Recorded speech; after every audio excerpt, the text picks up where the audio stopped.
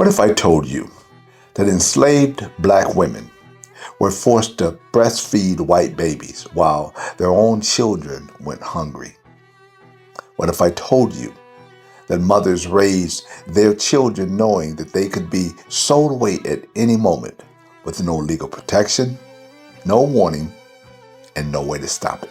And what if I told you that these women survived sexual violence, forced pregnancies, and brutal labor, yet they still found ways to love, protect, and teach their children dignity in a system designed to deny them humanity? Today, we're examining enslaved black women and motherhood, the strength behind survival. Before I show you how motherhood under slavery was not protected, the reality of raising children while living in fear, and why the statement of the strong black woman began here, make sure you hit the subscribe button and ring the notification bell, because this is the history of extraordinary strength in the face of unimaginable cruelty.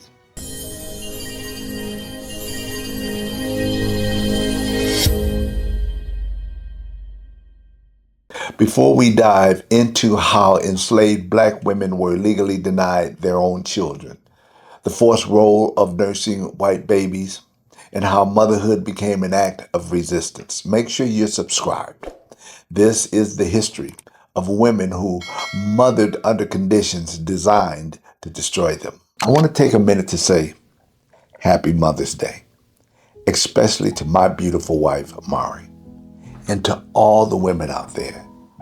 Those of you who have the courage to teach your children to love everyone in spite of their differences, and especially to have the courage to teach our children to have the pride and the dignity to reject anyone and anything aimed towards them that's not done in love. Thank you once again for all that you do and all you've done. Once again, Happy Mother's Day. Now back to the video. I shared with you the gratitude that we express towards our mothers. But for many enslaved black women in American history, motherhood was not simply a joyful role, it was a battlefield.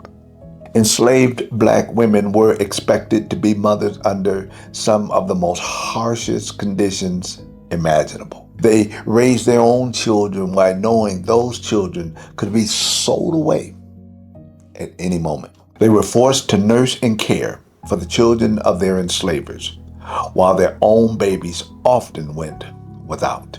Many were subject to sexual violence and forced pregnancies that produced children for the profit and power of those who enslaved them.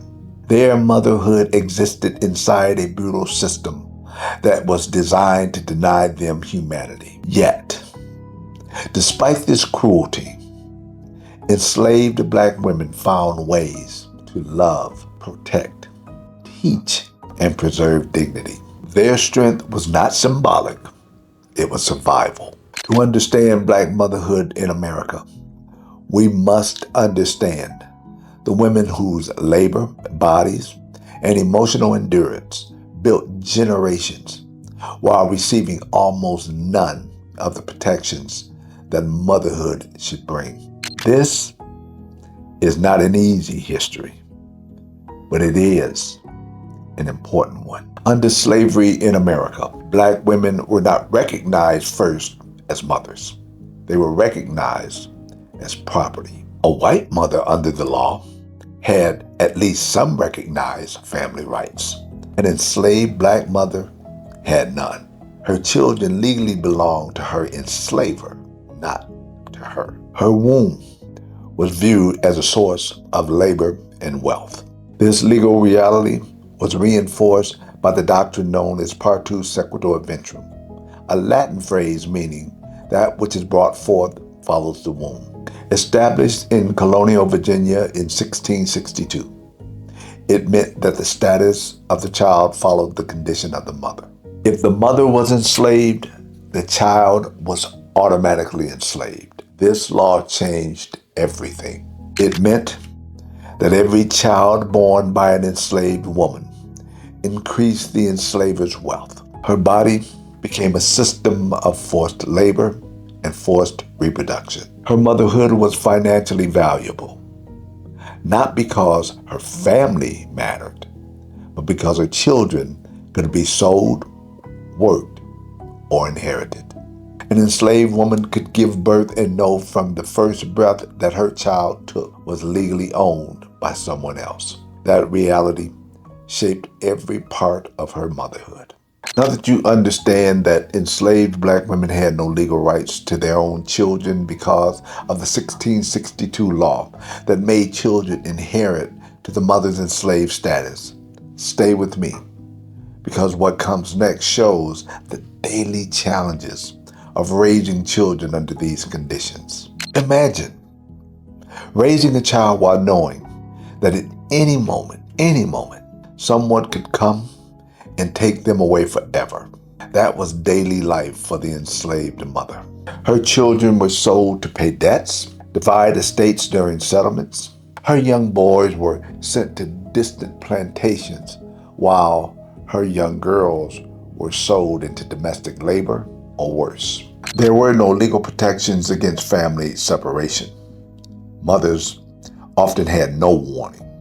A child could be sold overnight. Formerly enslaved people frequently described the screams of mothers at slave auctions as some of the most painful sounds in American history. One mother, interviewed after emancipation, described hiding her children in the woods to keep slave traders from finding them. Others begged on their knees, offering anything for just one more day with their child. Some women watched helplessly as babies were taken from their arms. This was not rare. It was common. And yet, despite this constant threat, mothers still taught their children songs, prayers, family stories, survival lessons, and warnings about danger. They taught them how to navigate a world built to harm them. Love became resistance.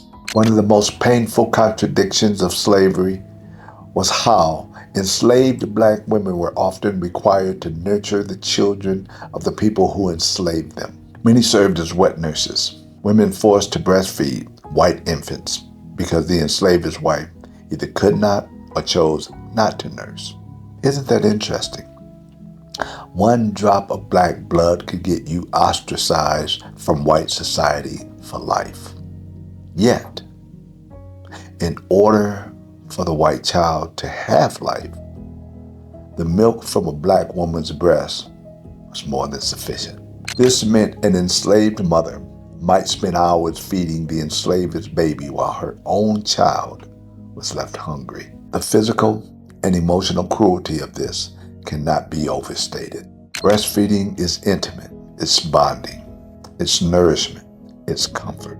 Yet, enslaved women were denied the right to choose where their care went. Their bodies were treated as tools. Many of them also served as nursemaids and caretakers, rocking white children to sleep, teaching them to walk, comforting them when they cried, and helping raise them from infancy, while still being denied freedom themselves. They were expected to give tenderness to the very household that profited from their suffering. Some white children grew up more emotionally attached to the black woman who raised them than to their own mothers, yet those same women remained legally enslaved. Imagine being called mammy with the affections by a child whose family could sell your own child tomorrow. This emotional contradiction was devastating. And still, many of these women performed these duties while holding onto their own humanity and protecting their own children however they could. If you're seeing how enslaved black women were forced to breastfeed and raise white children while their own children went without, then you got the picture.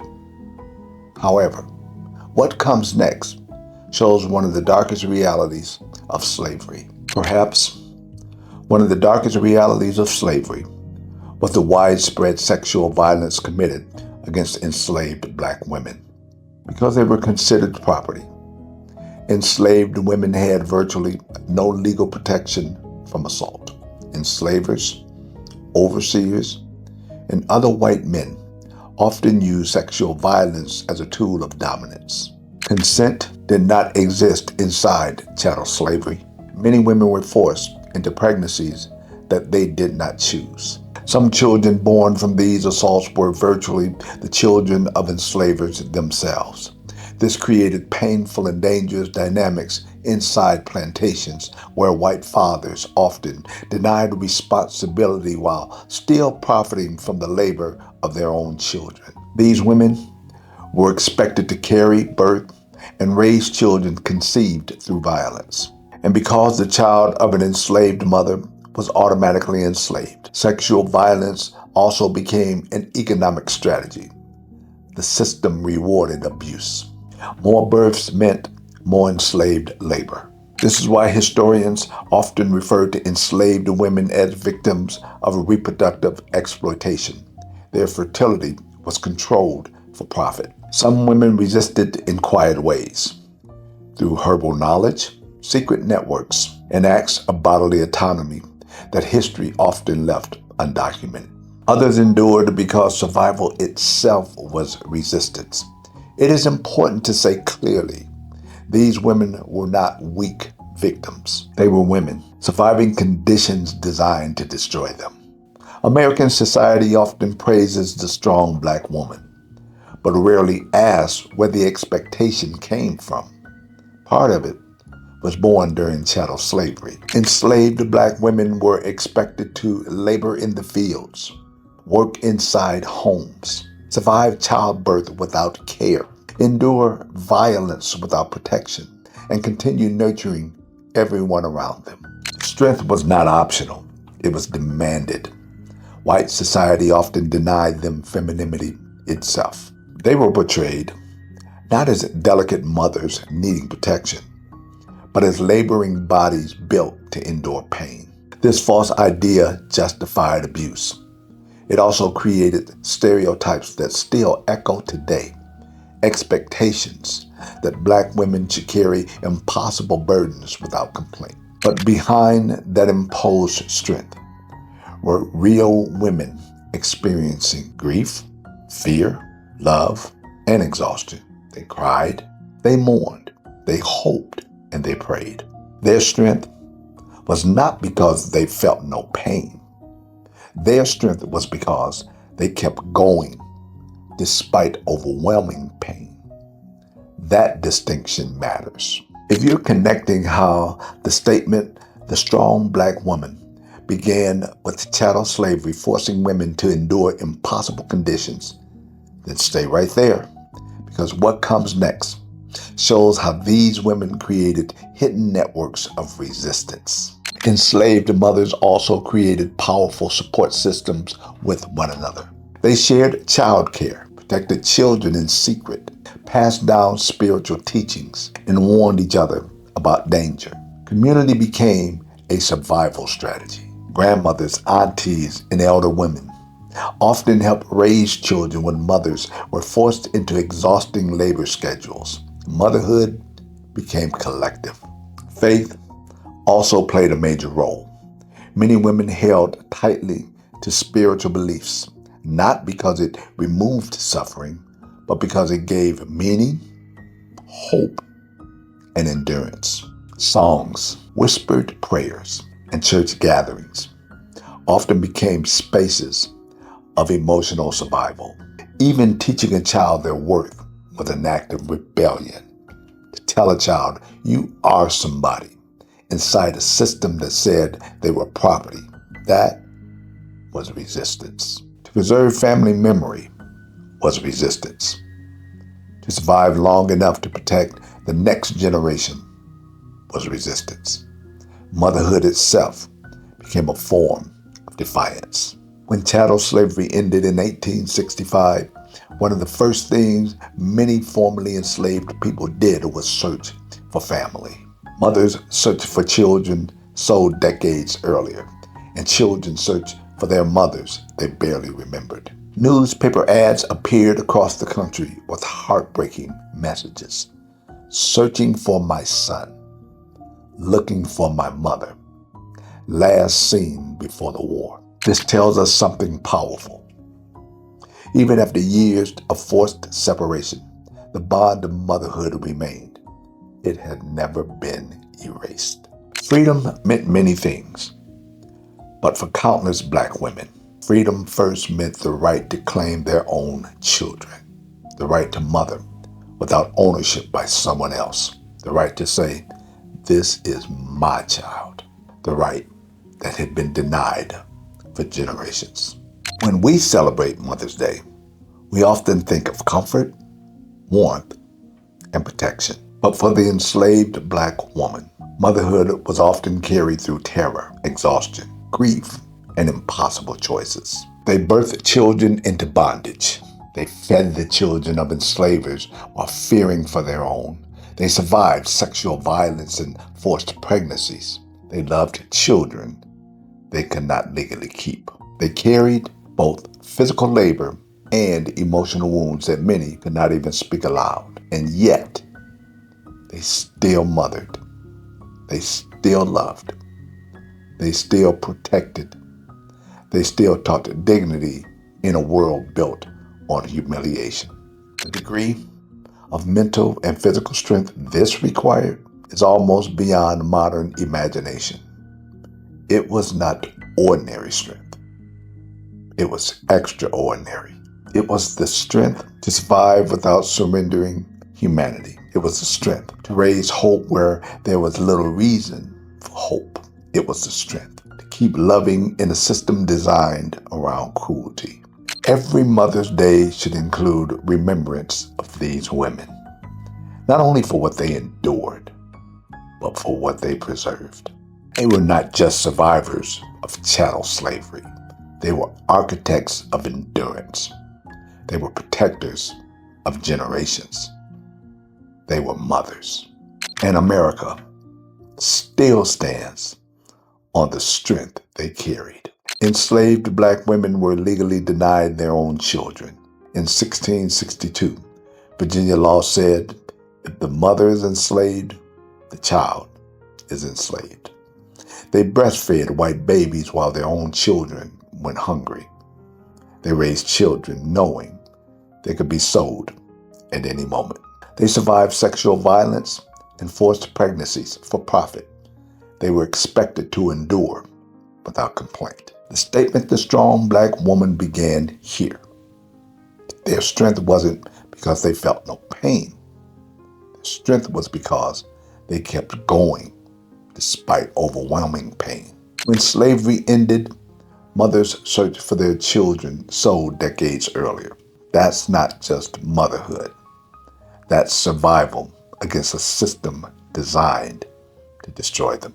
If this video showed you extraordinary strength of enslaved Black women who mothered under conditions designed to deny them humanity, I need you to do 4 things for me right now. First, subscribe and hit the notification bell.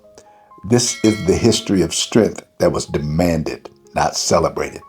And you need to see every video we release. Second, like this video and share it with your family, your church, your friends, and your community. People need to understand what enslaved Black women endured as mothers. Third, leave a comment. I'd like to know your thoughts. And answer these questions so others can learn. 1. How does knowing that enslaved women were forced to breastfeed white babies while their own children went hungry change how you see chattel slavery? 2. What does it mean that mothers search for their children sold decades early after emancipation? And 3. How do we teach the next generation about the difference between imposed strength and chosen strength? 4th, explore the sources and books on this topic in our complete Black History Library at the link in the description and the pinned comments below. Enslaved Black women raised children they could not legally keep. They loved in a system designed around cruelty, and they survived without surrendering humanity. That's not ordinary strength. That's extraordinary. Subscribe, share, speak the truth. I'll see you at the next video.